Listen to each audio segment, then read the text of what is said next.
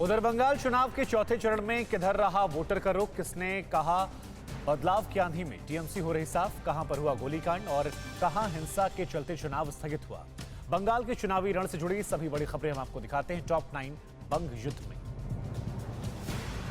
बंगाल में चौथे चरण में शाम 6:30 बजे तक 76% से ज्यादा मतदान हुआ। 5 जिलों की 44 सीटों पर हुई वोटिंग के दौरान कई इलाकों में हिंसा हुई। टीएमसी और बीजेपी ने एक दूसरे पर बूथ कैप्चरिंग के भी आरोप लगाए।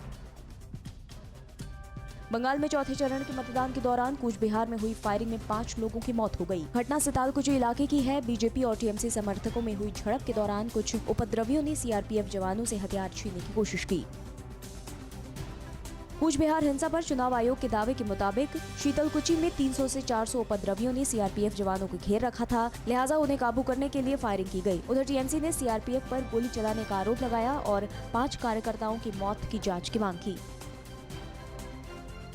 कूच बिहार हिंसा मामले में विशेष पर्यवेक्षकों की अंतरिम रिपोर्ट के आधार पर चुनाव आयोग ने पोलिंग बूथ संख्या 125 पर मतदान स्थगित कर दिया और दोबारा वोटिंग का आदेश दिया। ईसी ने मुख्य निर्वाचन अधिकारी से रिपोर्ट भी तलब की है।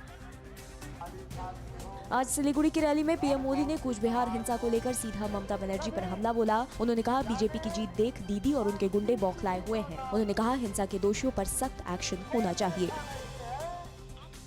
नॉर्थ 24 परगना के हिंगलगंज में रैली कर ममता बनर्जी ने कूच बिहार में टीएमसी कार्यकर्ताओं की मौत के लिए सीआरपीएफ को जिम्मेदार ठहराया। ममता ने कहा कि घटना इस बात का सबूत है कि गृह मंत्री के निर्देश पर बड़ी साजिश चल रही है। दीदी ने कल कूच बिहार जाने का भी ऐलान किया।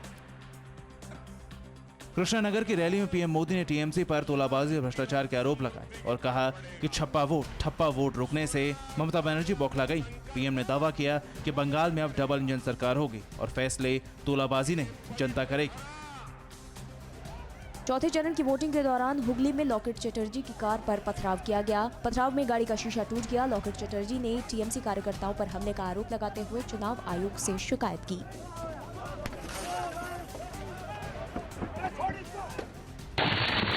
बंगाल में चौथे चरण की वोटिंग के बीच बीरभूम में बम मिलने से हड़कंप मच गया। बमों के इस जखीरे का चुनावी हिंसा के लिए इस्तेमाल होने की थ्योरी बताई गई है। बम स्क्वाड की टीम ने सारे बम डिफ्यूज कर दिए हैं। अड़ी सोमवार से शुक्रवार शाम 6 बजे सिर्फ टीवी 9 भारतवर्ष पर।